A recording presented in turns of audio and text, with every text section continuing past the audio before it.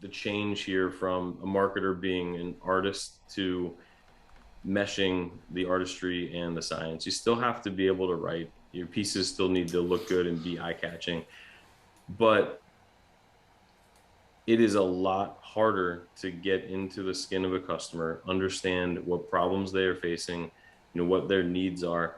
But that's ultimately like what builds credibility. It's frankly what you try to do in the sales process, when you develop a relationship with a customer, that you can over time start to anticipate what their needs might be, see their organization, and get that full view, and then be a consultative ally in the sales process.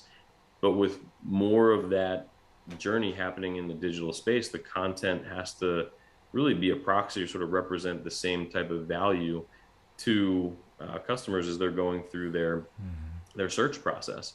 Once you're placed, you're found, your content is consumed. There's a feedback loop there of let's Mm-hmm. have that affect the next round of budgeting, and where are we going to where are we going to spend and deploy more. And the insight really is it converting, and which things are converting, what's resonating. That can be tricky too.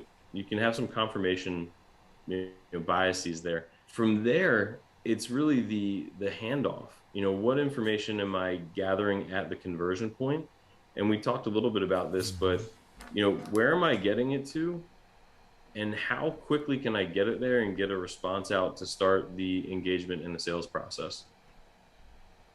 And having that all tied together so everybody knows where their handoff is, what they need to do and when, and what the expectations are, so that they can be held accountable for any gaps or lapses in that process is important. That's how the whole thing works, and it's how you really create a distinction in the service level that you can offer in this space. And I think that's a bit of a, I'd say, curveball from some of the traditional marketing thinking, and kind of where that handoff and that Yeah. responsibility ends.